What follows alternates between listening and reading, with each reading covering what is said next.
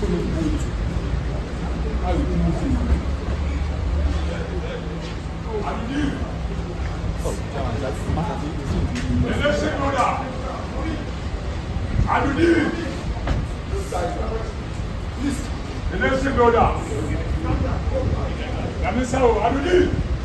bless you.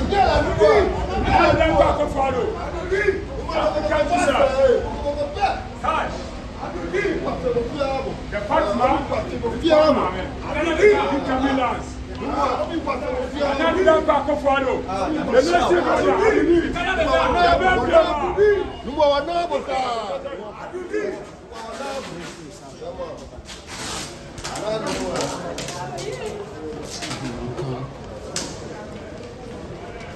Mr. President, good to see you, sir.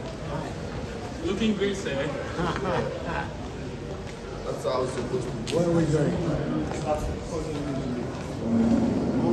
I'm not letting you go. Where you going?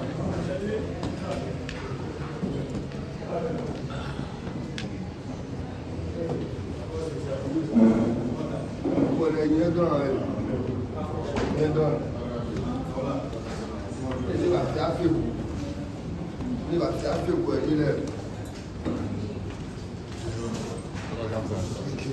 The most president, the most,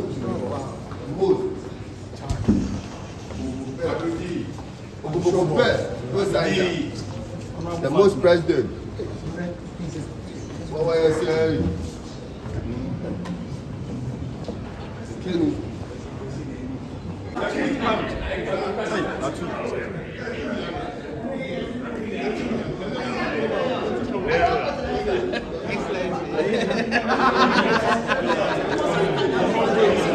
His Excellence.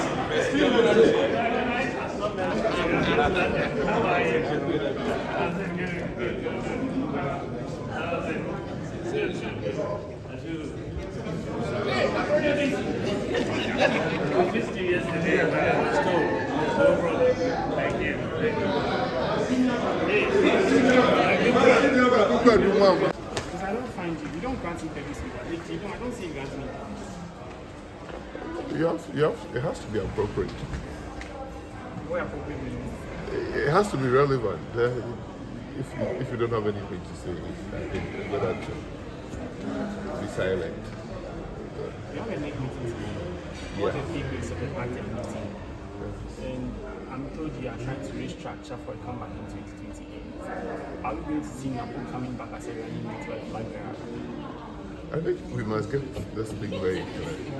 Nobody, apart from the flag bearer, chooses a running mate. Nobody So apart from the flag bearer chooses a running mate. So hopefully the party flag bearer will have a number of persons to consider, and it's out to the sole decision of the flag bearer to decide who he wants to run with. Do you have a conviction that the next flag bearer that will be chosen is likely to still come back with you? The tradition of NPP has been to maintain flag bearers for a while. But we should also note that the first presidential candidate of the party suffered the next contest of flag bearers. NPP contesting elections is like cutting the navel of a child. That is what makes us different. There's no automaticity for anybody on anything. In '92 we had the flag bearer of Addo, President. In '94, J. Akuffo upended Addo. It was '96. Upended Addo and became the flag bearer. In '98, Akuffo was contested, but gained the support of the party again. Even when Akuffo became the president, there was an attempt to run an election again in 2004. So NPP and flag bearers, Nana Danko Akuffo contested and won lost in '98, but won in 2008. He won again in 2012 or 2010. He won again for the 2016 elections before he won the election. So I know that there will be a flag bearer contest again, and depending upon who emerges winner, that person has the sole prerogative of deciding the flag bearer. But with your tradition of always maintaining whoever you bring forth first into winning the elections, it looks like Dr. Bawumia is still going to come back. The odds are in favor of Bawumia. The odds are in favor of Bawumia. But it doesn't mean that he won't go through a contest. What preoccupies me is to have a strong engine in the car. And the strong engine, I mean the party. I was very touched when Kennedy, upon after donation to the fire victims in Addo, said that no, those who shout no Ken, no vote, or no Bawumia, no vote, should cease, and that we should all unite as a party. My focus now, my interest now, is to converse for a united party. That united party would guarantee whoever emerges as the flag bearer victory in 2020.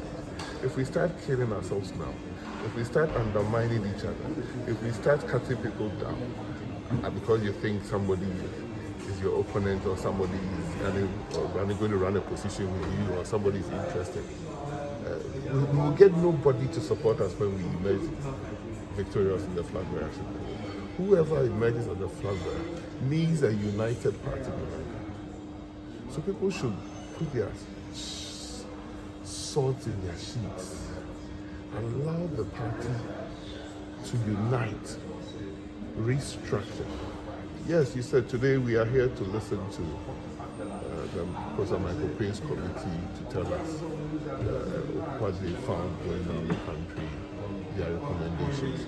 It will be up to the party to take the recommendations, to go around the country to inform the party this is the way forward.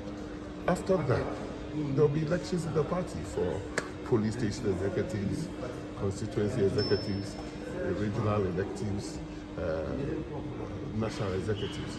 After that, there will be parliamentary and presidential elections.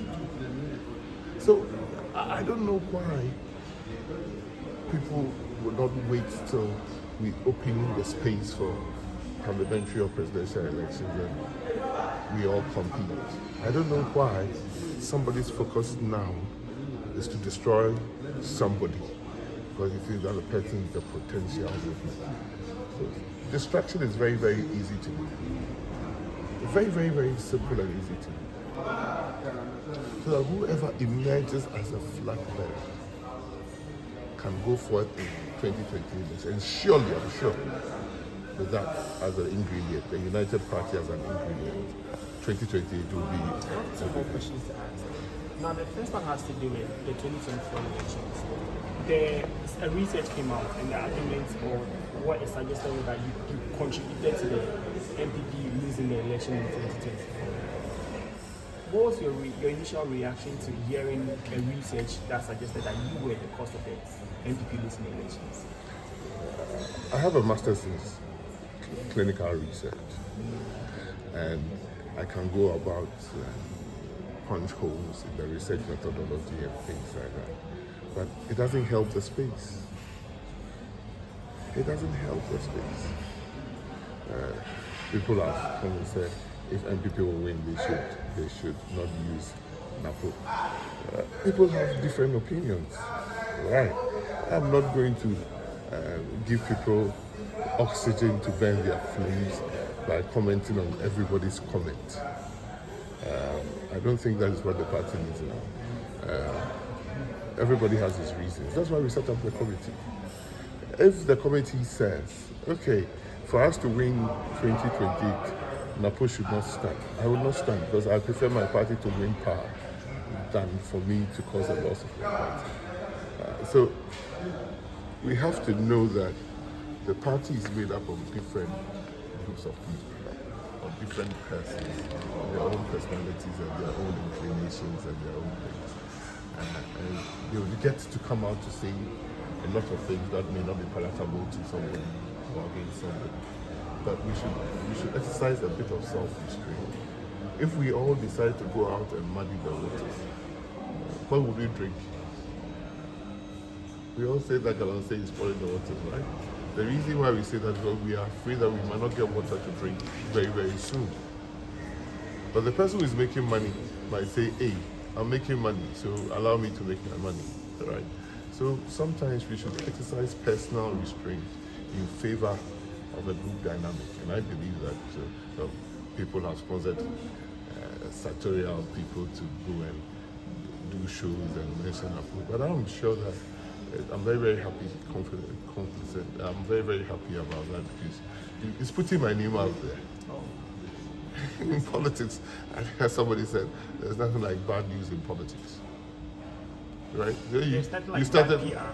There's nothing like, you're 100% right. There's nothing like bad PR in politics, right? Your name has to be there, right? So if your name is at the end of part of jokes, refreshing people, your name will be in their minds. So I don't have a problem at all. I should be able to be in the field that I've decided to be able to stomach criticisms, stomach insults, stomach everything.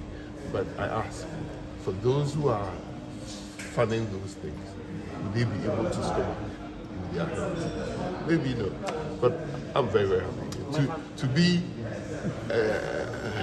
at the center of some. He's making money with my name, right? He has to share the resources with me. Isn't he making money? Who are you referring to? The person who, the comic guy who was using me. What's his name? India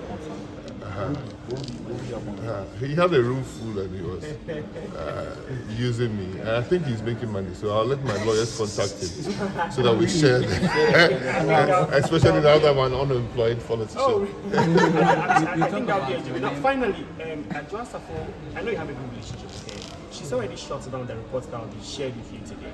I don't believe that she shot any report. You didn't hear in the media. How did he shoot the report? She made a statement and a comment. But I said, people have made comments. Today is when the party is going to receive the report. And the party will act on the report, not on the comments people have made.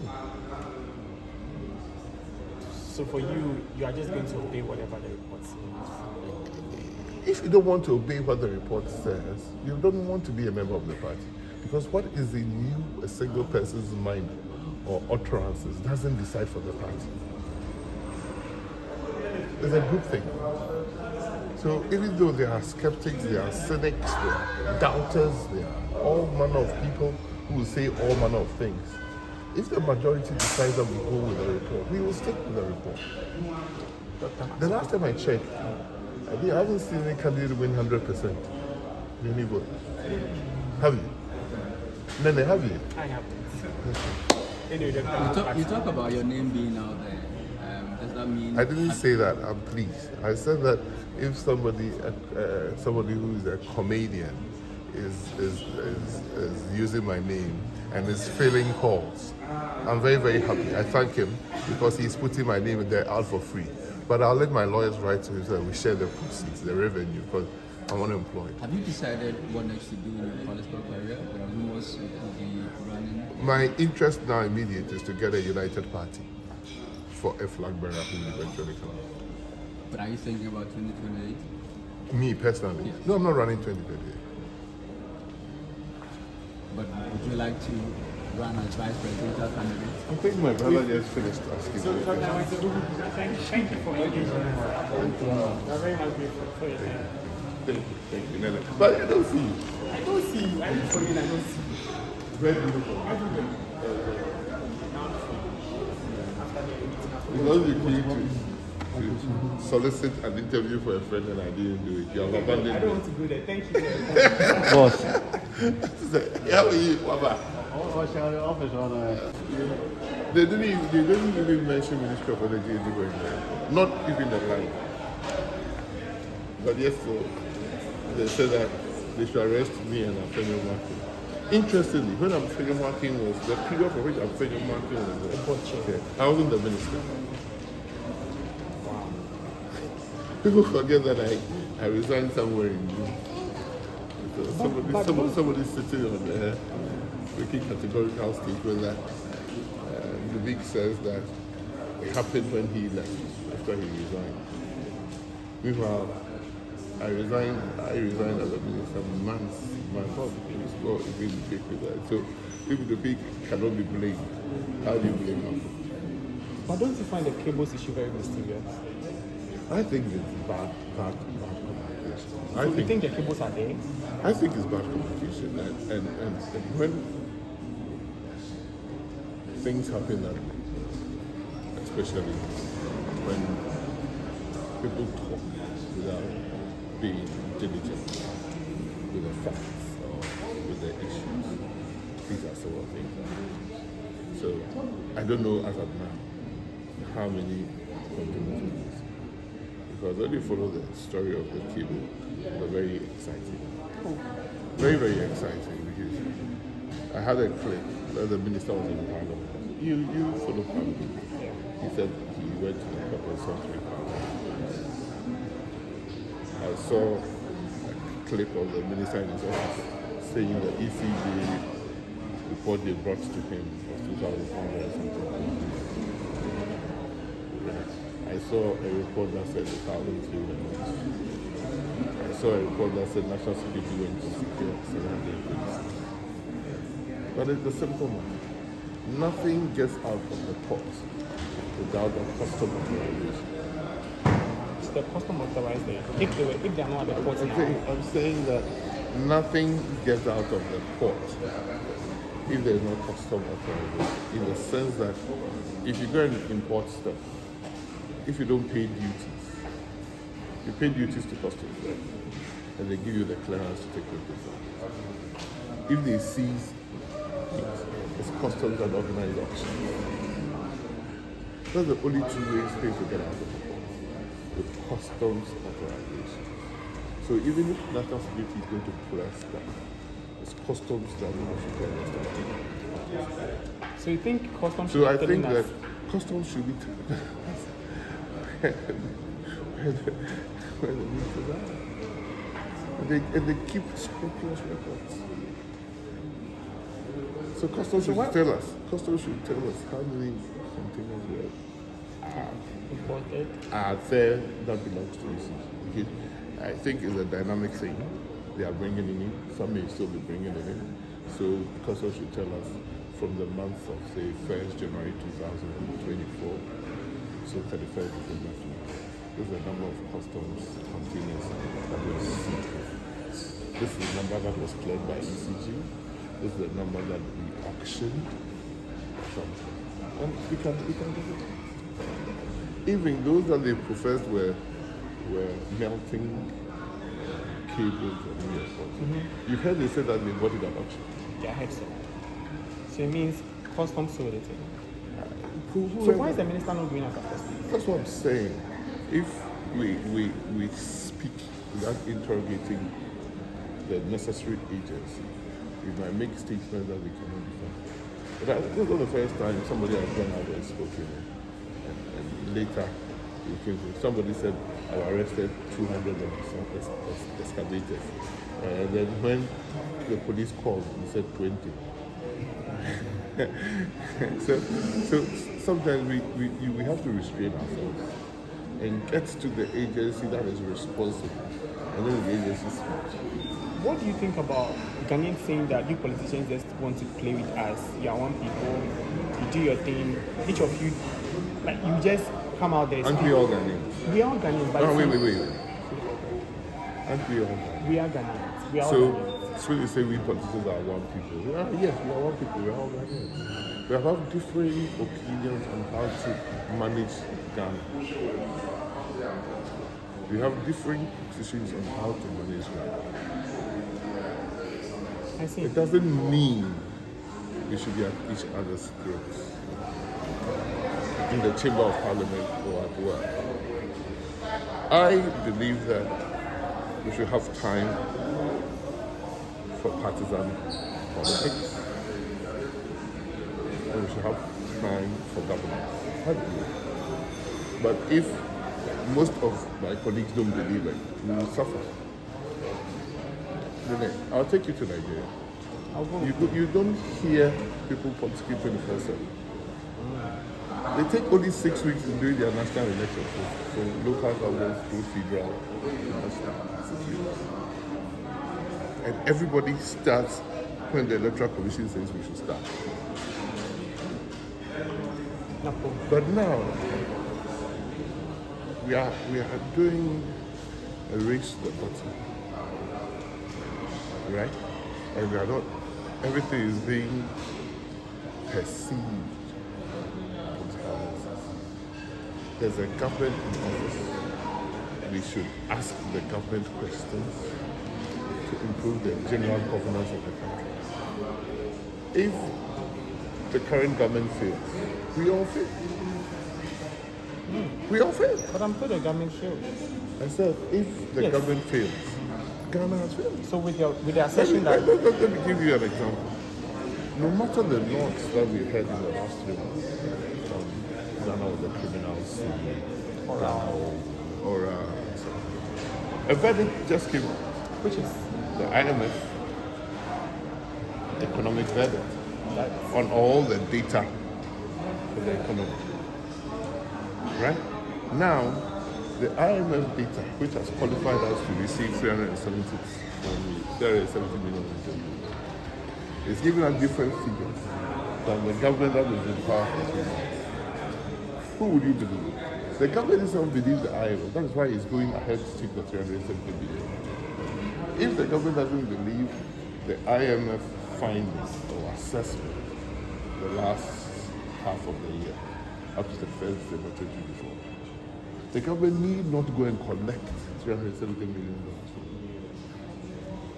You see how politics is? you just No, I'm just saying. I'm just I'm yeah, just I get saying. it. I just I'm want to just saying that you can have your truth, I can have my truth, and there can be an objective truth. We heard NPP say we were doing the economy much better, we were managing it. We I'm are better managers of the economy. we are the better managers of the economy. People didn't believe it. Then this says Ghana was a crime scene. And we have failed. We have actually given false data to IMF. And Ghana will not pass. The IMF comes to examine the books and gives a verdict that even the revised growth rate figure, of 4%, we exceeded 2%. The debt sustainability has moved from 86 to 61, 62. Such that Ghana qualifies for the next tranche of 370. The government keeps quiet and says, okay, we are going to IMF next week to go and collect the check. I'm saying that you cannot have two truths, actually.